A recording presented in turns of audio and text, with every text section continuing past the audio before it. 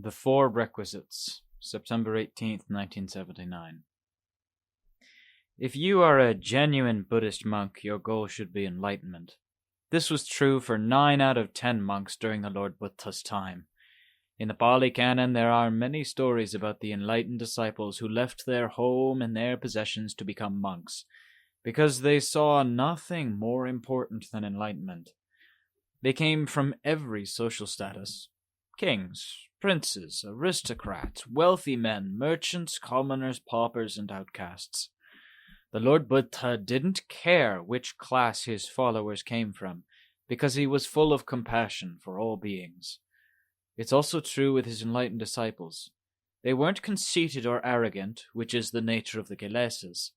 All the disciples had their hearts set on enlightenment, and faithfully followed the Dhamma teaching. Some of them were kings and princes with lavish lifestyles. Their 4 requisites of living, food, shelter, clothing, and medication, were of the highest quality. When they became monks, they didn't take with them their old lifestyles. This was true with the Lord Buddha and his relatives. All they had were the 4 requisites of a monk, which relied on the generosity of donors. Sometimes there was plenty, sometimes very few, sometimes sophisticated and sometimes simple. It was all up to the givers, but they were happy with whatever they received, because they were faithful to the Dhamma teaching even before they became enlightened. For the commoners and merchants who were used to a hard life, it was no problem for them. Those who were used to living in luxury and easy circumstances and had to abandon them were not deterred by the hardship. They willingly took up the monk's lifestyle. This is what a real monk should be. When you go to live in the forests and hills, there aren't many amenities you can take with you. You just have to make do with what you can find. I used to wander in the hills and forests myself, so I know what it was like. You get from the donors what they have, what they use, and what they eat. There is a huge difference between living in the town and living in the forest regarding the living requisites.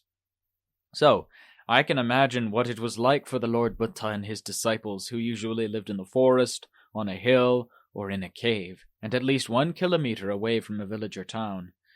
How could they find any comfort from these places? Their hearts, however, were faithfully following the Dhamma before they became enlightened. They were striving for enlightenment with diligent effort and pure motives. This was how they practiced before they could become our refuge, Sanghang Saranang Gacchami. As a Dhamma practitioner, you should take only the Lord Buddha, his enlightened disciples, and the Dhamma teaching as your refuge or role model. If you do, you won't be disappointed. When you're going through a lot of hardship from your practice, you should look to the Lord Buddha and his enlightened disciples for inspiration. They went through a lot of hardship. They didn't cop out. You have to think like this to make you tough and strong like them. In crossing the Varta Samsara, the cycle of birth, death, and rebirth, which is a boundless space of dukkha, you'll have to go through a lot of adversity, just like the Lord Buddha and his enlightened disciples did. For the upper class, their hardships were much more severe than the merchants and commoners, who were used to a life of hardship before becoming monks. It's difficult to adapt to a new lifestyle, but they were not deterred because of their unshakable faith in the Lord Buddha and his teaching. They used the 4 requisites of living to sustain their lives so that they could diligently practice for enlightenment. Besides the requisites, they were only interested in enlightenment. You should follow their examples because they're your role models. You shouldn't take anybody else as your role model, because nobody is wiser than the Lord Buddha and his enlightened disciples. You should be prepared to face the hardships that come from fighting the Kilesas, which have ruled over your citta for a very long time.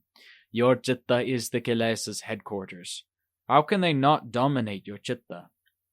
If you don't fight like the Lord Buddha and his enlightened disciples, how can you win? This world is full of hardships because all inhabitants, animals and humans, have to make a living and are surrounded by all sorts of dangers. The monks in this monastery are abundantly supplied with the requisites of living. There are lots of charitable people in this country who love to support monks who faithfully follow the Dhamma teaching, because it's a way for them to make lots of merit. That's why this monastery never lacks the requisites of living. Why then can't you follow the Dhamma teaching and develop yourself to the utmost of your ability? You have to accept the hardships that arise from your practice that will free you from dukkha. You have to be strong, resolute, and courageous, and totally commit yourself to this noble endeavor. You should always be mindful of your citta, which is driven by the kilesas. Avidya paccaya sankhara means your thoughts are driven by avidya. Listen to that. Avidya is the major force that drives your thoughts and perceptions through your eyes, ears, nose, tongue, and body. Avidya makes you cling to the visual objects, sounds, aromas, flavors, and tactile sensations, which cause mental pain and stress because you are not mindful of your citta. You'll see this very clearly when you're enlightened. I've seen it, and I'm not bragging. When the going gets tough, you have to be tough and strong. When you become skillful and proficient with your practice, the hardships will diminish. It's only at the beginning stages of practice that it's hard. When you keep on practicing, you'll be skillful and competent. You'll be tough and strong, skillful and competent if you develop sati, panya, saddha, and virya, which will generate the mental power to gradually eradicate the kilesas and asava. You'll see that the kilesas, dharna, and asava are generated in your citta, and you'll see the way to destroy them. Don't ever think that the kilesas are anywhere else but in your citta.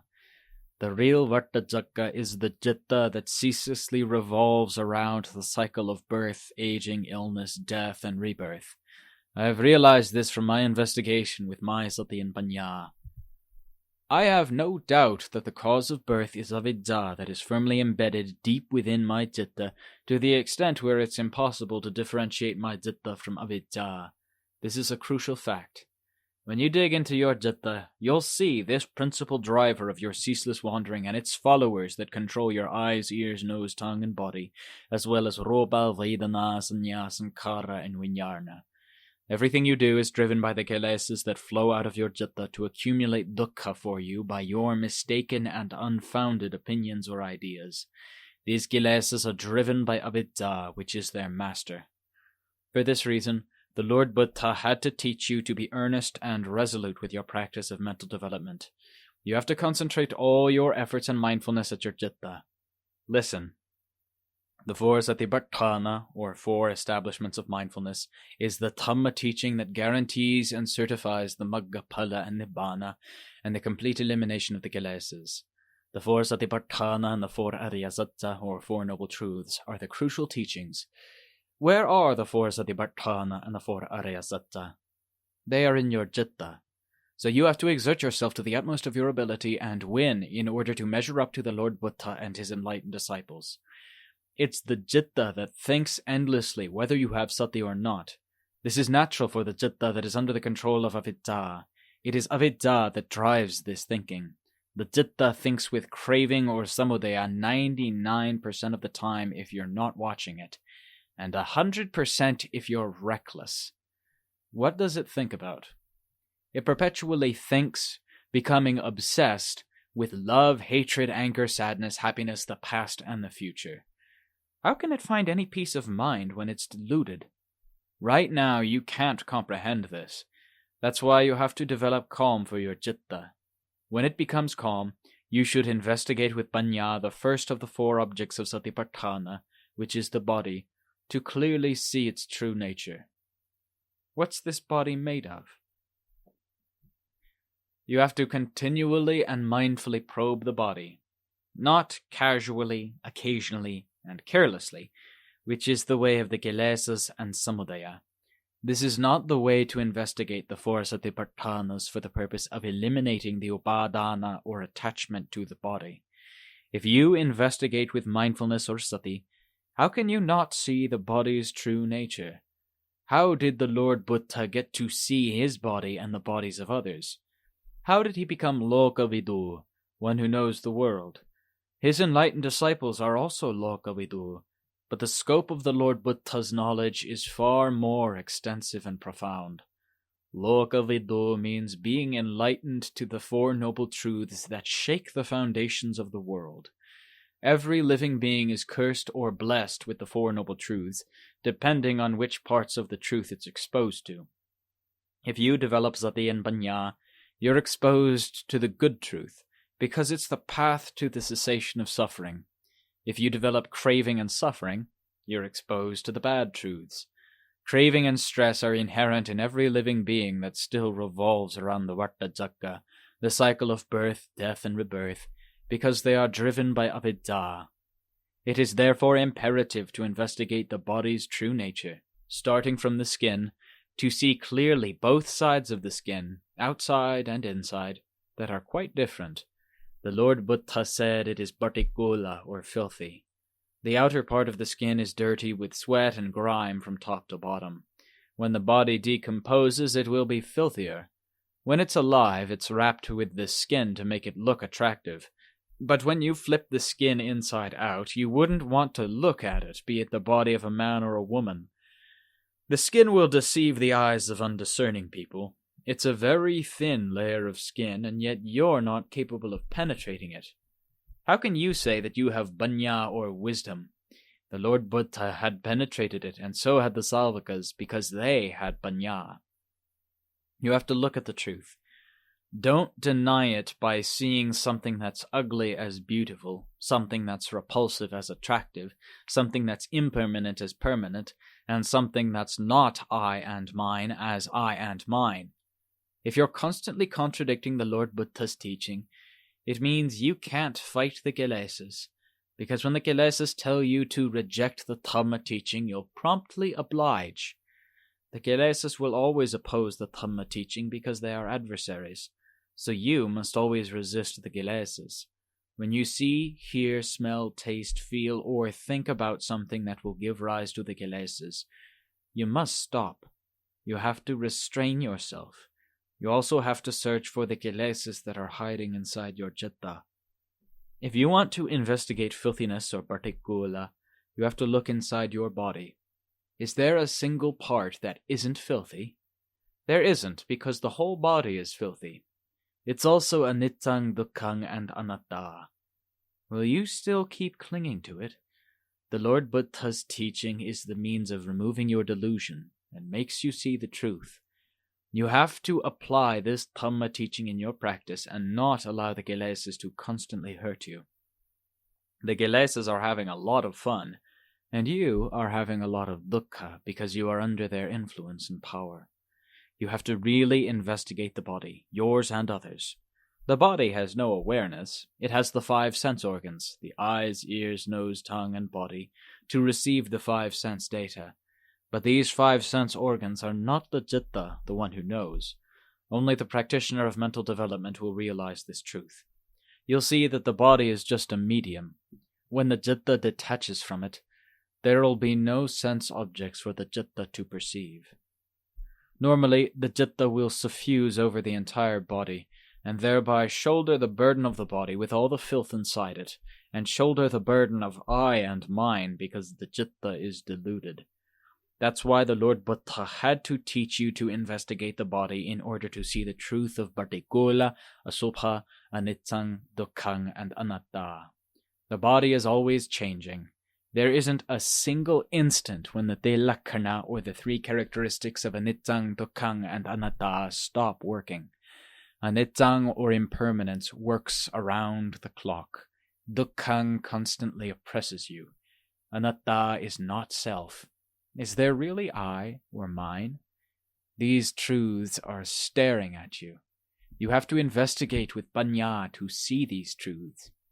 When you see them, your delusion and attachment to the body will be severed automatically. You'll also see that the visible objects, sounds, aromas, flavors, and tactile sensations are anicca, dukkha, and anatta.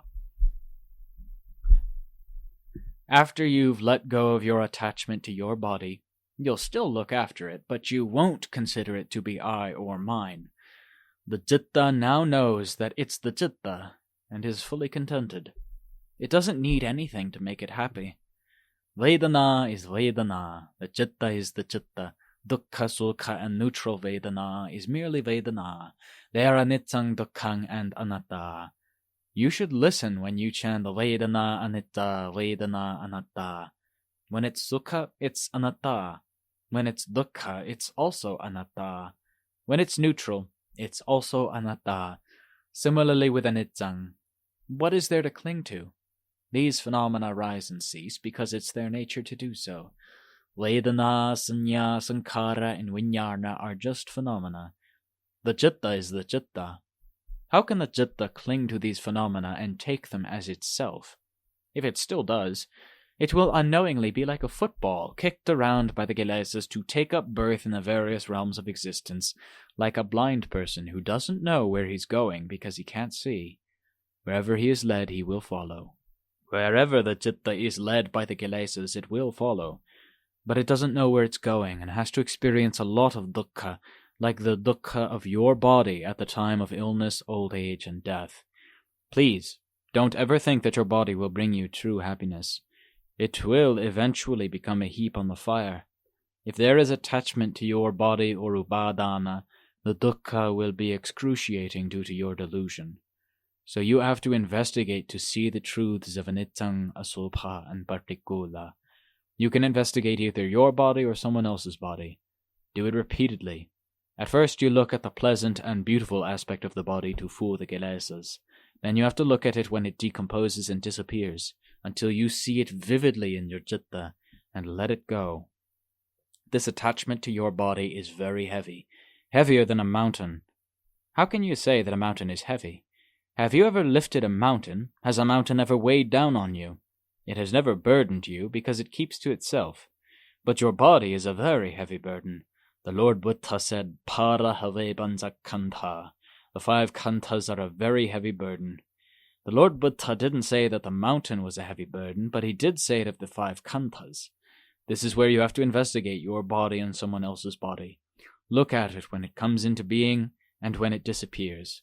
How can the kilesas consider themselves to be an entity, pleasant and attractive?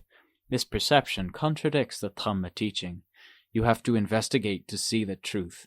Then you will be able to eliminate the kilesas.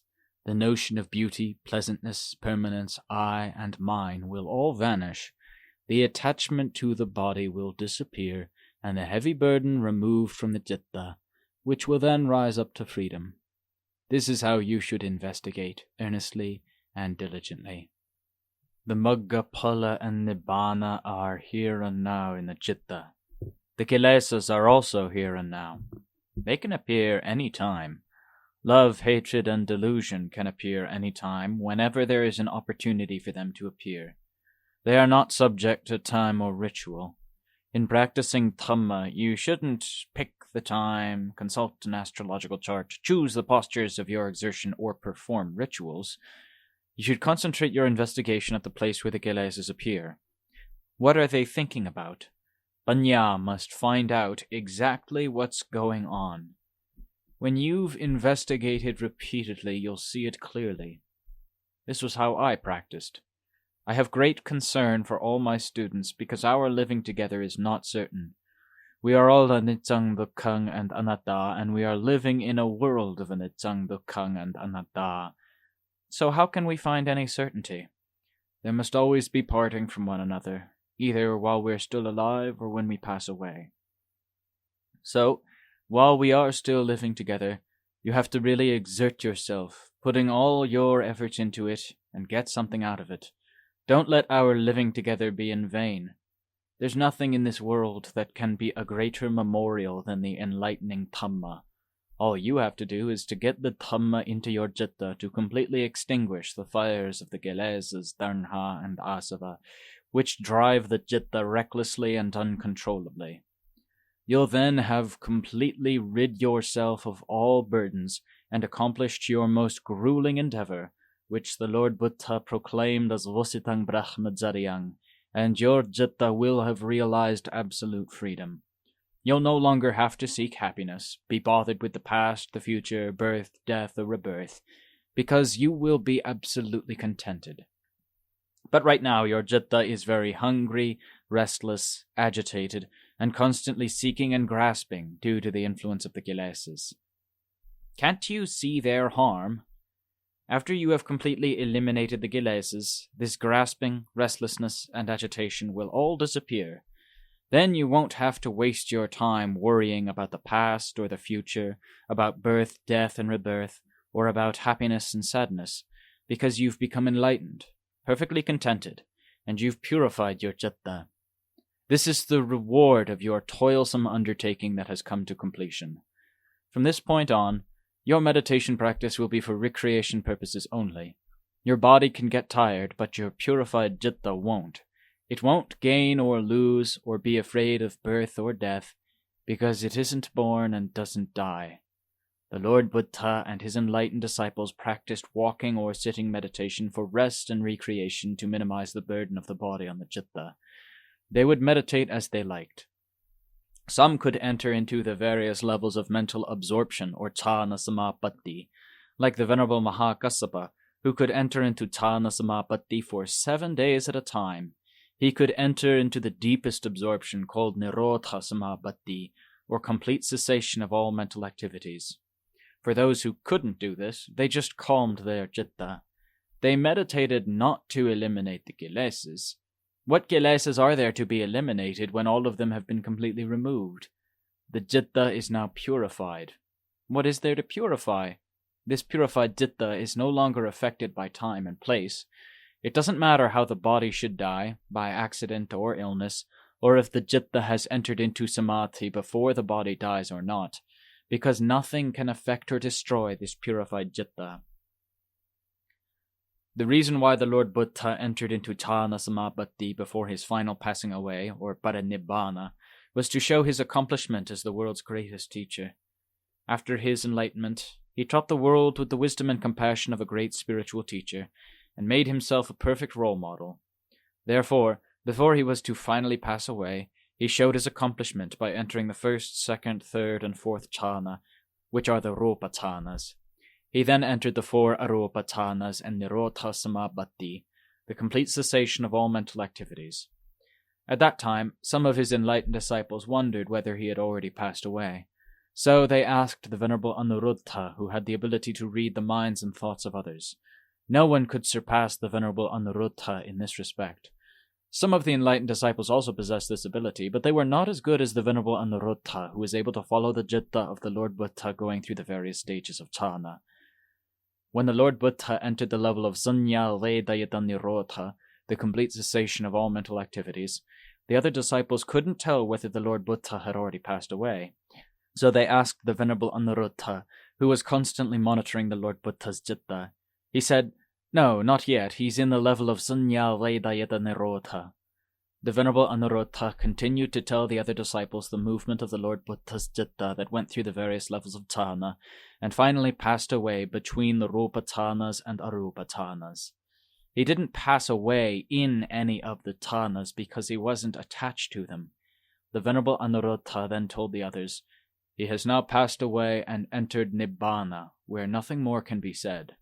This is like flying in an aircraft in the sky that is totally empty of any clouds, where it's not possible to tell how fast the plane is actually going if not looking at the speedometer. It seems like the aircraft isn't moving at all. It's the same with the purified citta that's free from all conventional truths or sammati. All the chanas, from the 1st through the 8th and Nirodha Samapatti, are sammati. The purified citta that's completely free from all conventional truth is called vimutti. Whilst the vimutti citta or purified citta of the Lord Buddha entered any level of chana, it was possible for the Venerable Anuruddha to track. He could tell the other disciples about the citta of the Lord Buddha as it entered and exited the various levels of chana. But when this purified citta exited sammati, it was like an aircraft flying in empty space with nothing to serve as a point of reference. You can't tell how fast you're going, but if there are some clouds, you can. It's the same with the citta that passes beyond sammati. You have to investigate thoroughly to see that the 5 khandhas are merely the citta's embodiment or avatar. When the citta is detached from this embodiment or avatar, it will be detached from all sammati. So it's not possible to describe this citta with the language of sammati. You can't say that it's here or there. Where does the purified citta originate from, if not from your citta that is currently being shrouded by the kilesas? Where are the kilesas? They're in your citta. And where are the magga, phala, nibbana, and purity, if not in your citta? This is what you have to purify. You mustn't go after other things, because you'll be wasting your time. Don't speculate, but go straight to the truth in your citta. Why do you only hear about the other practitioners attaining to freedom from dukkha and attaining to magga, phala, and nibbana at this place or that place? Why can't you attain freedom? They're human beings just like you are. The Dhamma teaching that they use to eliminate the kilesas are the same Dhamma teaching that you're using. Their kilesas and your kilesas are the same kilesas. Why can't you eliminate them? The problem is really in your ability. The Dhamma teaching is not the problem because it's complete and perfect. It can always eliminate the kilesas. The problem is with you, the practitioner, who applies this Dhamma teaching. How do you apply it? Do you apply it with weakness and fear of pain and hardship? If this is the case, you'll not succeed. Even when you're fully armed, your enemies can still destroy you if you don't fight them with your weapons. Even when you can memorize all the Dhamma teaching, it will be useless because the kilesas are not afraid. They're only afraid of your practice of saddha, virya, sati, samadhi, and panya. The kilesas are always afraid of the Dhamma. They were afraid during the Lord Buddha's time, they are afraid now, and they will be afraid in the future. So you have to really commit yourself to the practice. Don't ever relent or give up.